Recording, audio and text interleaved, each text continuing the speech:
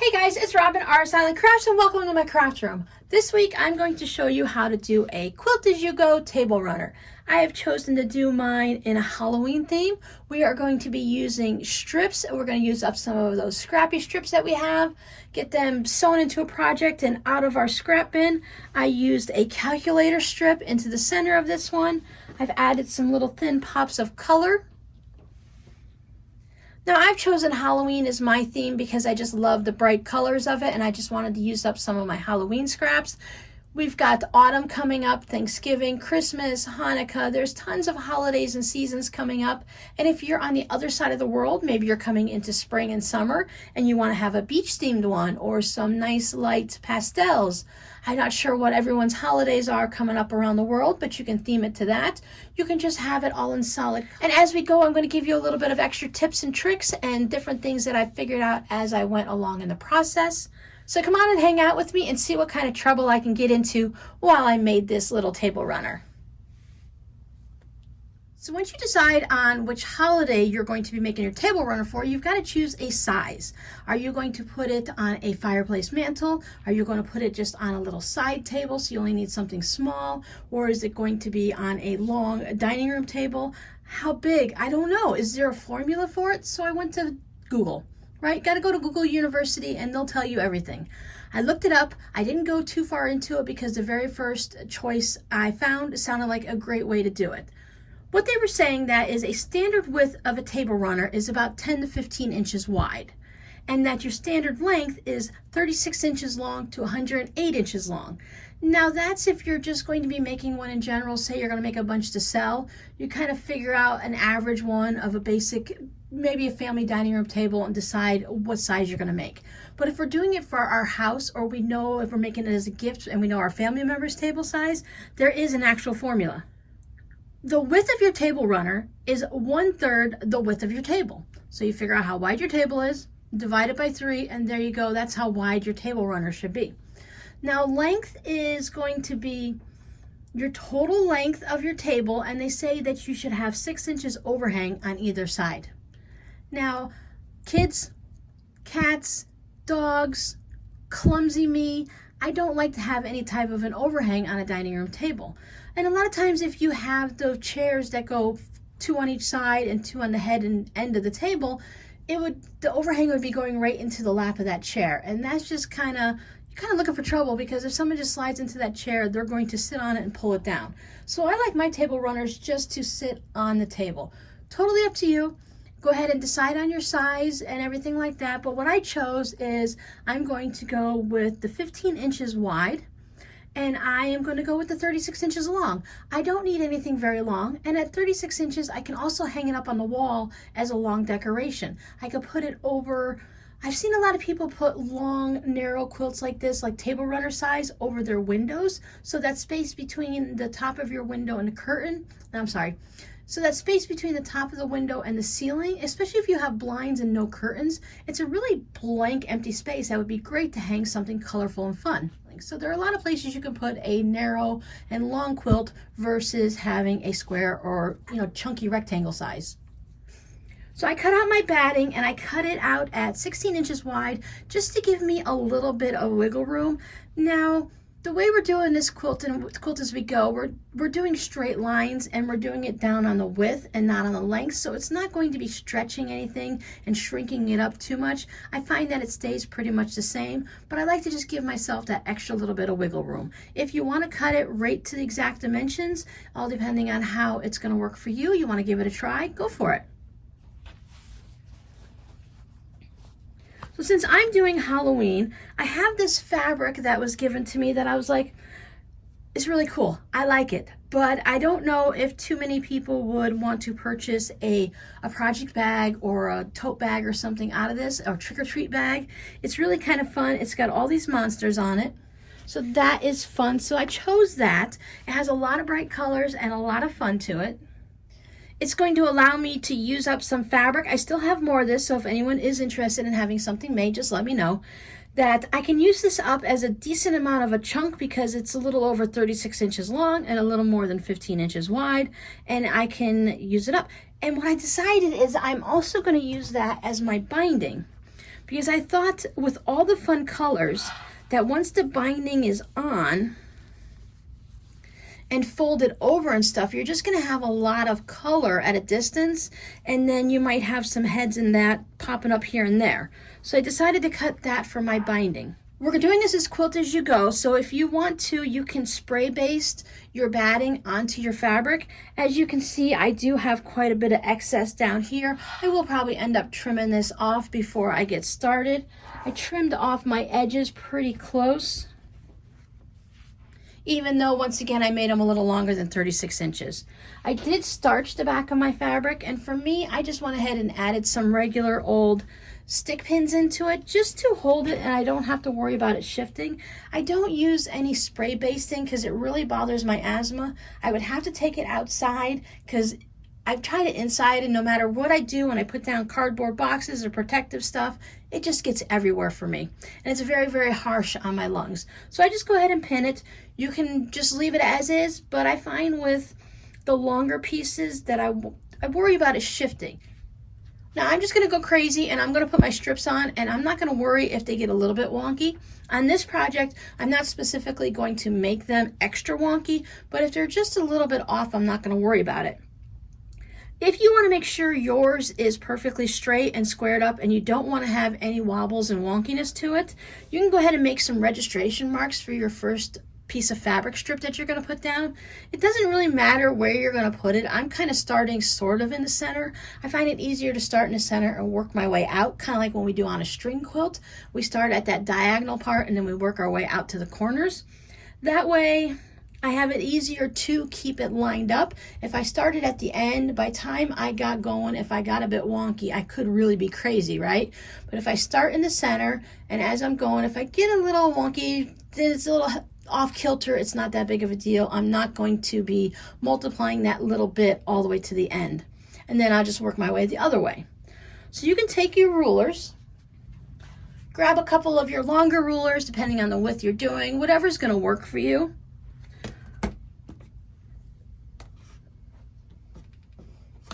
If you've cut your batting exactly square and you know you have some straight edges, you can go ahead and work off of that. Otherwise, you can line things up.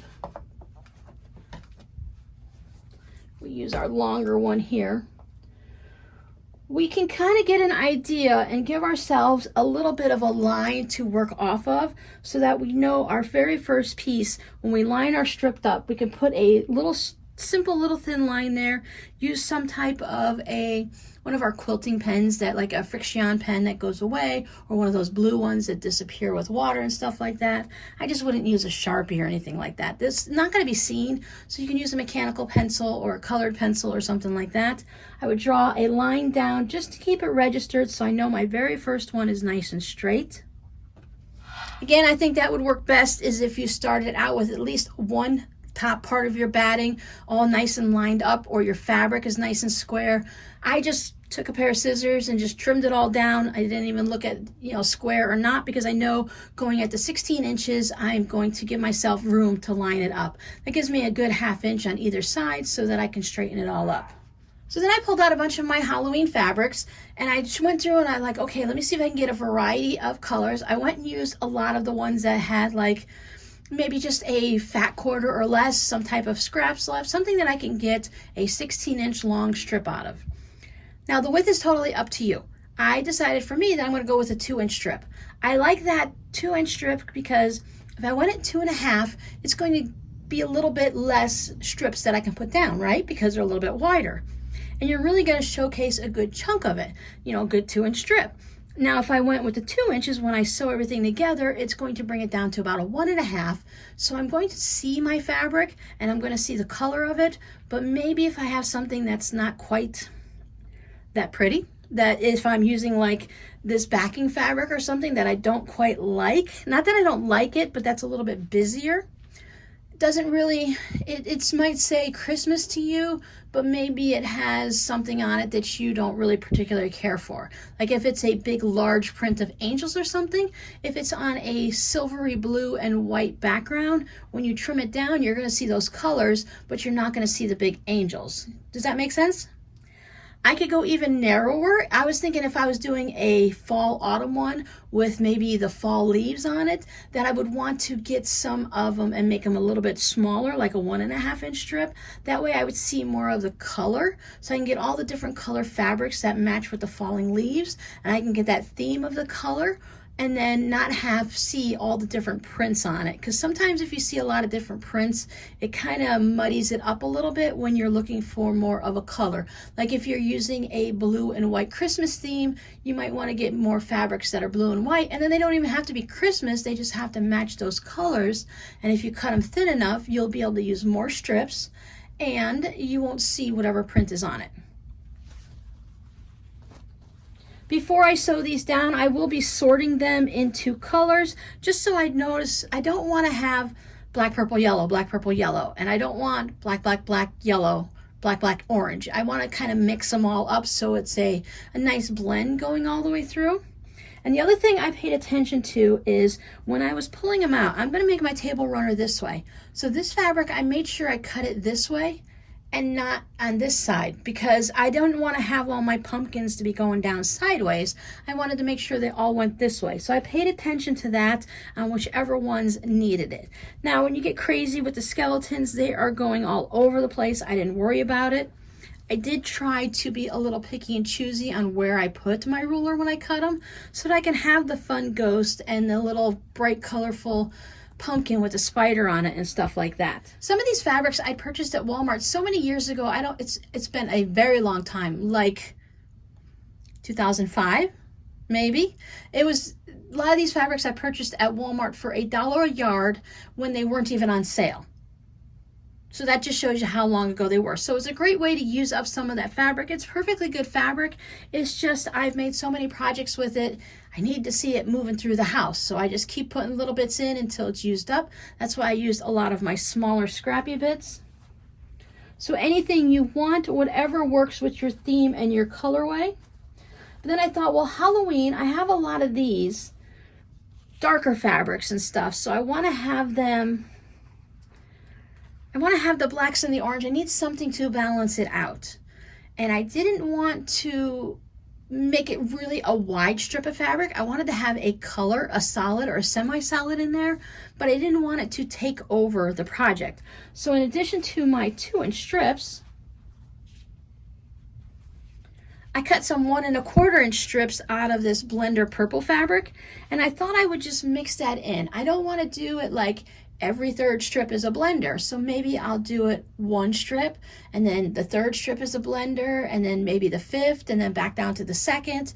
I'll probably do odd numbers just because that's really pleasing to the eye, just to give it one color that's the same all the way through. You can do it with any fabric. If you want to do it, if you're doing, you know, the Halloween one and you want this one to stand out, or you want your blue fabric, you can do the same thing. I didn't want it to be, like I said, I didn't want it to be like, ooh, purple. So that's why I thought, well, 1 inch will finish at 1/2 inch. That's too narrow. 1 1/2 inches, you know, that's going to go down to 1 inch. And I don't know, that might still be a little bit too much. So I said, well, let me just go 1 1/4. Well, you know, we'll split the difference in there and see how that looks. I do have some purples, and I think it will be fine if they get there, but I'm going to try to make sure as I separate for colors and as I'm stitching it that I don't put my blender fabric with these purples. So I'll be very mindful to keep things separated so I don't have a lot of colors bunched together as much as I can. I don't want to have to go and cut more strips. I did decide, okay, it's 36 inches, so if I'm cutting my strips at 2 inches width, you know, how many strips do I need and stuff like that. And then I cut myself a few extras just so I have some good choices to mix it up, because it never fails. When I get down to the end, I end up finding out that I have like 3 black strips. That's all I have left. So I want to make sure I have extras to give myself some choices. And if that wasn't enough, I decided to also bring in the calculator strip. I took a little piece of fabric from all the ones I used and I stitched it down onto my calculator strip. So I think my strip started out at about 3 inches, but I knew I only needed 2 inches. So after I got everything sewn down to it, I went ahead and I just trimmed down the edges so that it was nice and even. I lined my ruler up with the straight edge of the paper on the first cut, and I just trimmed all the excess fabric off. And then when I flipped it around to trim the other side, I just lined my ruler up with that straight edge, and then trimmed off the excess so that it was at 2 inches. And then the only thing left to do is to pull the paper off. And then I will be able to use this in my quilt. I'll use up some more of my fabric. And of course, I do have some more scraps to go, so I can keep sewing more of these strips. I can make my entire quilt with these strips and maybe add some solid fabric in between to separate all the craziness. Kind of like a little bit of sashing. You know, sashing on a regular quilt will calm everything down for you.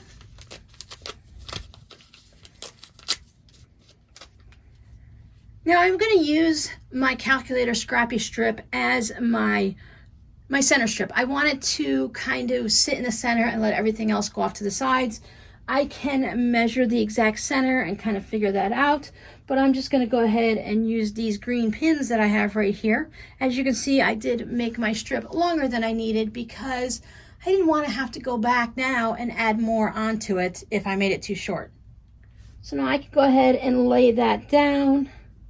Make sure that I had all of the fabrics I wanted into the main section of it. Line my strip down, about as straight as I can be, and decide what I'm going to put next to it. I think I want to go ahead and start in the center and put one of these purple strips on either side of it. Even though I said I want to kind of separate them more as the center point, I think that's what I'm going to do, just to give this one strip a little bit of highlight. And we're going to be able to notice this strip in the little table runner here anyways, because it has all the different fabrics on it versus just the one. So now I'm going to lay it down. I've got them, as you can see, right sides together, and that's very important on the first strip to make sure our very first strip is right side up, just to get us started.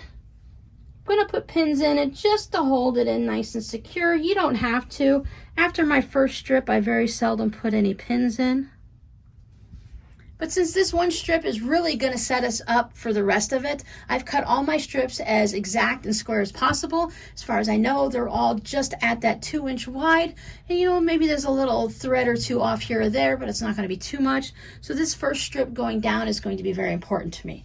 Now, of course, you can use a wonky size strips. Yours might be 2 inches at the top and 2.5 at the bottom. You're gonna be totally crazy, 1.5 at the top and 3.5 at the bottom. And that's really gonna go ahead and give you a wonkiness right off from the bat. It's going to set it up because just like string quilting and doing our calculator strip, it's all basically the same. We're gonna light them down right sides together, stitch our 1/4 inch seam, and then we're gonna press it open. How I sew it down. Now, since we're doing a quilt as you go, you're going to see your stitches on the back of your quilt. And depending on what color your fabric is, I would determine what color thread I want to use, specifically the bobbin. If your tension is doing great and everything's working well and you have no problem, you can go ahead and just match your bobbin to the back of your quilt. I'm just going to put a dark purple into the top and the bobbin because most of the times I can see a lot of purple in here. It stands out. I have a nice large spool of it. I could use a green. I could use white. I think a green would be fun on there, but I don't have quite the right color green, and what little bit I have is not that much left. So since I have a nice, almost brand new spool of purple, I'm going to put that on. Darker purple. You can use a variegated thread if I was doing a fall one with all the different leaves. Even if the fabric on the back is one color, I could always use a fun fall color to have a contrast. You just have to be aware that your thread choice is going to show on the back of your quilt. I am set up at a 1/4 inch seam allowance. If you want everything to line up perfectly, you need to make sure you're using the same width of seam allowance all the way through. Whether it's a 1/4 inch, a 1/2 inch, 3/8, anything you're using, if you just want to use the side of your presser foot, just make sure you do that on all the pieces all the way through so that you're not changing the width and adjusting anything and you have thinner pieces and wider pieces. My 1/4 inch likes to set up at a 2.0 stitch length. You can go ahead and use whatever you normally use when you're quilting or sewing together quilt blocks. And then I'm just going to start a little bit past my batting and stitch my strips together.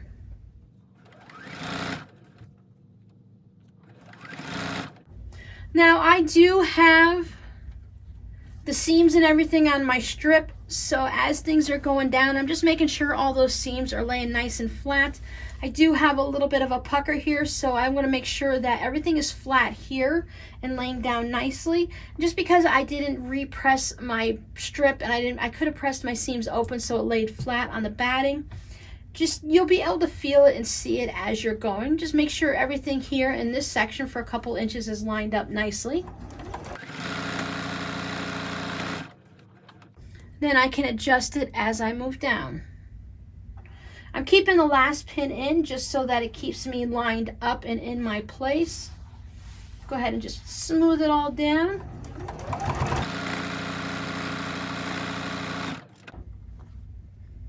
As usual, I have chosen cotton batting. It's 100% cotton batting. Mine can be quilted 8 to 10 inches apart, so I'm going to be perfectly fine just doing it every 2 inches. That won't be an issue at all.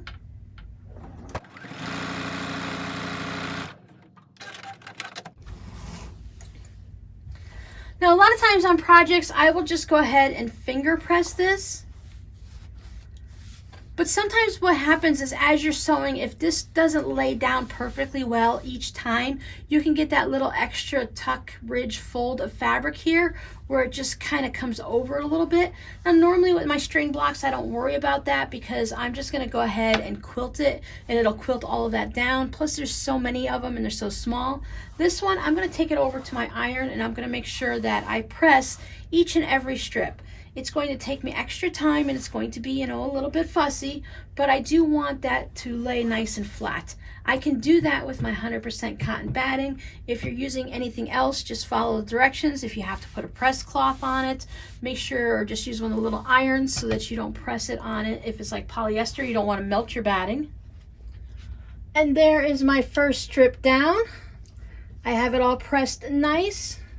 I set up myself a little ironing station right next to my sewing machine so I don't have to constantly get up and walk across the room every strip. I know it's great for your back and stuff and to get you away from the sewing machine, but we are going to be talking like every less than a minute, getting up and pressing it and coming back. It's going to get tiresome and frustrating after a while, so I'm just going to have it next to me. I have all my strips sorted by color. I have my purple strips ready to go and a pair of scissors to trim what needs to be trimmed. I'm going to put my strips in my lap. So since I have a purple strip, I'm not going to choose any of my purple fabrics to go there next. I'm going to go ahead and say, let's go ahead and put something bright there. I have this a bright crazy pumpkin, so then afterwards I can put a black strip next to it to settle that down. I'm going to line it up once again with my purple strip. If I have extra hanging down because I cut it whatever length it was and just left it, I'll trim that up at the end. I just want to make sure that all of my purple strip is covered top to bottom, that my batting is covered. Stick with my 1/4 inch all the way through. Now this time I don't have to worry about any weird seams and stuff like that, so I'm just going to make sure that I hold my fabric down. I'm not stretching it because I'm using scraps, so I don't want to worry about any type of bias. And I'm just going to lay it down and match up my edges and just let it go.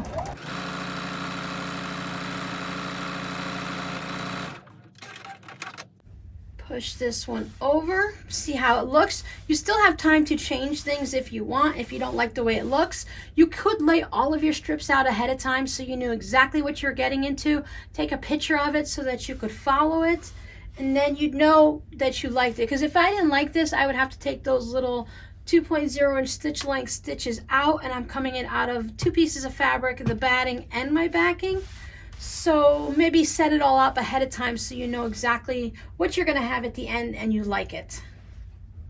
And there it is. I've got my 3rd piece on. So I'm going to set you guys up on a time lapse, and I'm just going to go ahead and stitch the other half of it, and then we'll come back and we'll talk about the first half, and it's all going to be about the same.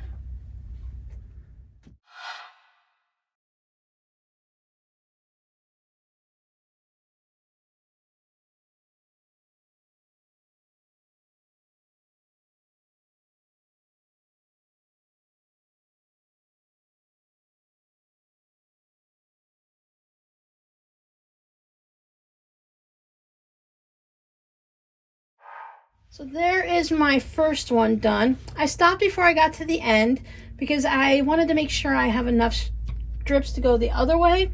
And I don't know exactly how long I made it, if I made it much longer than 36 inches. So I just gotta flip this around. And I'm gonna lay my purple strip down on this one, and I'm going to go ahead and stitch them right sides together, and I'm going to do the same process all the way through to the other side. Now normally if I were making this just on my own to have fun, I would go ahead and I would stitch down the center one and the purple on each side. Get it all pressed, and I would do it this way because these are pretty small. And then as I'm progressing, I would go ahead and put these pumpkins down, and then I would sew something on this side. Then I would get up and actually take it to my ironing station without having it right next to me because I felt that it was pretty crowded over here. Then I would go ahead and press them both nice and open. Come back over and sew. I would put the skeletons here. And if I want to have the exact mirror images on the other side, I could put my skeletons here and then my skeletons there. And that way I know I'm putting the same fabric down on each side. The only thing I want to make sure is I'm in the center. Otherwise, I could have an extra fabric on one end or the other, or I could just trim it up shorter. So it depends on if I want a specific length or not. So now I'm going to go ahead and finish this side up. And there it is, all finished. You know I said I didn't want to put the purple stripes specifically like every third or fifth, regular Halloween strip.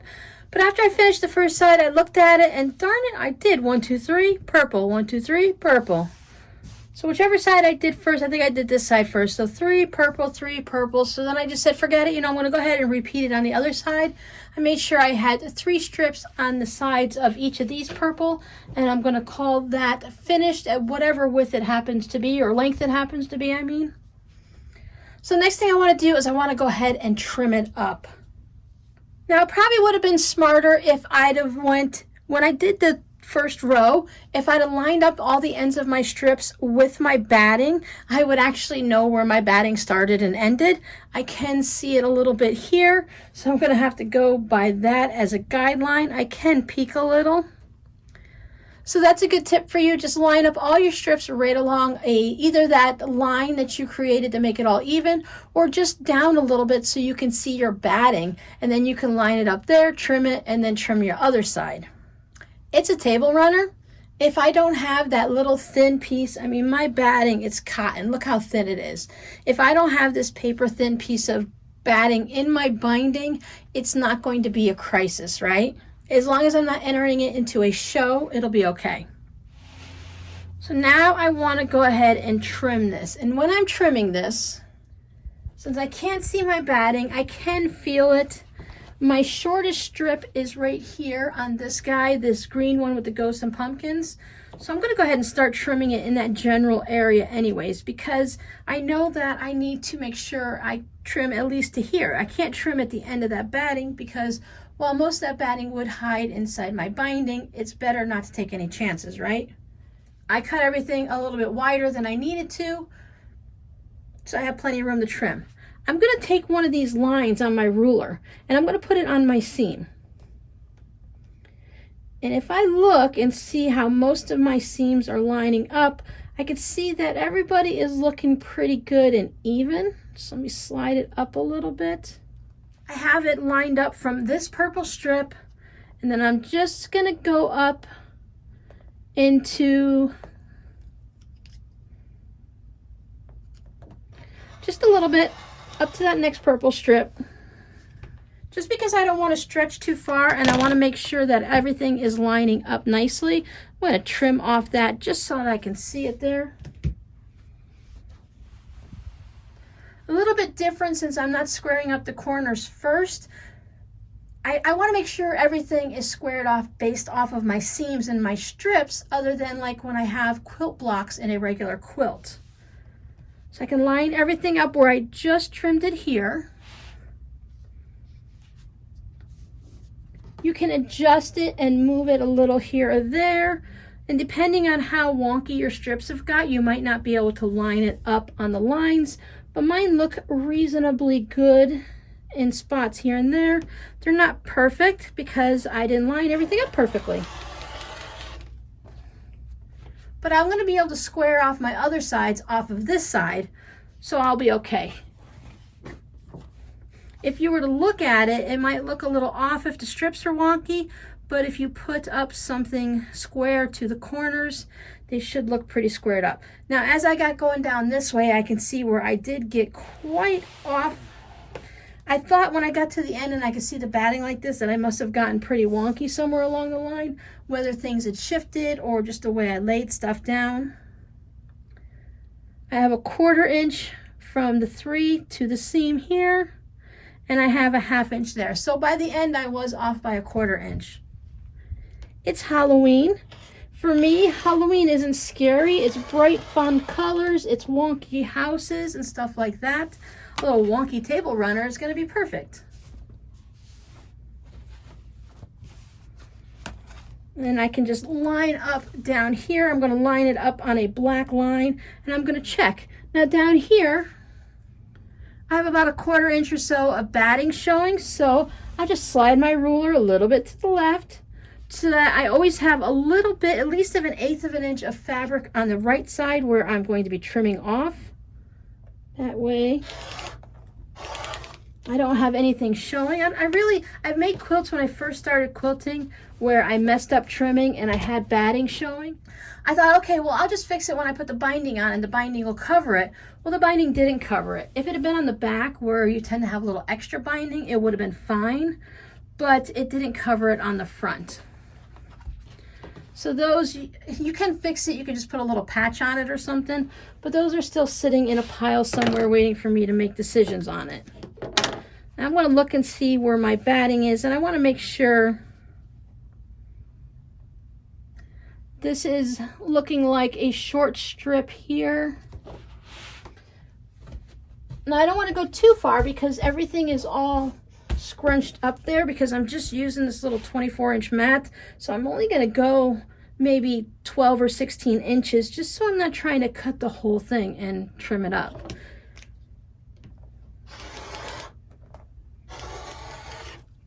Just made sure I got this one, which was a little bit short, so that was covered fine. Well, this is going to have a nice little wonky lean to it, so that's going to be fun. Sometimes when I do my projects, it's just, let's just sew. I just want to have fun. Whatever turns out, turns out. I don't have any expectations. If I like it, great. If I don't like it, well, I can always cut it up smaller. Like if I decide, oh my goodness, Robin, what were you thinking? This is craziness, right? I could say, okay, well, let me trim this last side up. Then I'll tell you what I can do with my craziness. Slide it down to make sure. First I'm looking down here and I'm lining everything up and making it all pretty, and then I got to look up here and make sure, oh yeah, make sure I cover it and I have some fabric on the right hand side of my ruler. Okay, so here's my craziness. Well, if I didn't like it and it was a little bit, oh my goodness, it's thin there and it's thick up there, it's too wide, it's too wonky, my fabric colors just look like Halloween spilled out all over the place, well, I can fold it like this. I could turn it into a tote bag. I can turn it into a pillow just by sewing it all together.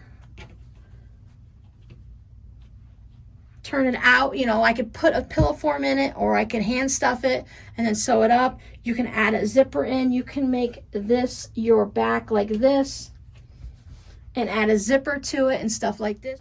Or this could be the outside of your pillow. I can cut these up and turn these into little zipper pouches. So if I didn't like the whole crazy strip of it, I can put it into small amounts. And then there's always going to be some friends and family, nieces, they always like little zipper pouches. Put some candy in it, hand it out to your favorite trick-or-treater if they happen to go out trick-or-treating this year. I have no idea how that's going to work. I have a feeling it's going to be small little groups and churches and stuff like that. So now everything is quilted. You can leave it just like this because we did it quilt as you go. It's all set to go and ready, and you could say, okay, I'm done. But what I like to do, especially if I have these special accent strips in it, I'm going to go ahead and take it back to the sewing machine because I'm a quilter. I want to see the quilting sometimes. Even though I did it quick as a quilt as you go, I want to add some type of top stitching to it so that I can see a little extra quilting even though my piece doesn't actually need it. So what I'm going to do is I'm going to go ahead and just just stick with the 1/8 of an inch on either side of all the purple strips and just do a little top stitching down there. And that's going to add that extra bit to it. It's going to be more of a visual statement. You can do it in a different color. You can do your specialty stitches. Maybe if you have, I think mine has trees on it. So if I was doing Christmas, I could put some trees on it. You can add some hand quilting if you want to practice your hand quilting. Use those big chunky embroidery stitches and add some fun colors. If you wanted to put some orange on the inside of the purple, you can do that. But I'm going to go ahead and just do a little top stitching on either side of the purple, and I'll let you see what it looks like. Now, my original plan was to do that extra top stitch quilting before I trimmed it, but I got a little ahead of myself. And the reason was because now I have all these threads I got to trim off, and they would have been trimmed off when I trimmed the quilt or the table runner. But there it is. I just added that little bit on each side of that purple. So now it looks like it was actually quilted instead of quilt as you go, and it's a nice little added touch. It was really simple to do. You don't have to do it very often. You don't have to do it at all. It's perfectly fine. You see my back, so I do have a few of the double lines, which is kind of fun from when I did it on either side of the purple. You can see it in the ghost's face, and there's the mummy. He's got double lines. I really like that dual stitching look to things. And because we only went in one direction as we did our quilt as you go, and as I did that extra top stitch quilting, I don't have anything that bunched up, nothing got wrinkled. I made sure everything was pressed flat. I did wonky, and it actually looks like I did pretty good going in one direction. It's just when I got over here to this strip, looks like these two here are the ones that gave me some trouble. And that's where my wonky started kicking in. And like I said, it's okay. It's a fun thing. You could put one of those big looking goblet things with some M&Ms, some candies or something, some fire red hot thingies in there, Mike and Ike's. You could put some candles on here and things like that. And people are going to see it as, oh, those are Halloween colors. They're not going to see how crazy and wonky it is. And if it is on Halloween, Halloween's just meant to be a little bit weird, so it's okay. So if you want to do a practice one, you could start with Halloween, and then as you've figured out how things work and you catch any of your mistakes, you can go ahead and switch over to the next holiday. Halloween is usually only decorated for about a week, if that, right? So do your Thanksgiving one next. And another thing you can do, since Halloween is only for a short term, you can go ahead and do an autumn one on here. So you do your autumn theme, but on the back, you can have a fun Halloween fabric like this. So you have it decorated for autumn. You have it on your table or on your coffee table or on your mantle or wherever you have it, on your dresser. And then you're seeing all the beautiful fall colors. And then, oh, look, Halloween's in 3 days. I need to decorate. Flip it over and you have your Halloween decoration. So you don't have an extra thing to make. You're not having to look for it and to store it all year long. You can just flip it over and it does dual purpose. You can do the same thing. You could put, if you want autumn on one side, you could do Thanksgiving on the other side, because while Thanksgiving is during the fall and everything like that, it is really only celebrated for that short amount of time. You might not want to have an actual Thanksgiving and turkey theme for your entire fall. I like to have different things, like I do like the pumpkins and the hay bales and stuff like that, but I don't want to have a lot of turkey. I like to eat a lot of turkey for weeks afterwards, but I don't like to decorate it with it. You can do the same thing with Christmas. If you want to have a nice winter one, a nice theme on top, then on the back you can just have something fun for Christmas, and that way it'll carry you over from the day after Thanksgiving all the way up until you start decorating for Valentine's Day. So the only thing left now would be the binding. I'm going to actually do the binding next week, so I'm going to put you on hold for that. You guys come back next week so that you can see how to do a flange or a double binding. So thanks for hanging out with me this week, and I'll see you guys next time. Bye.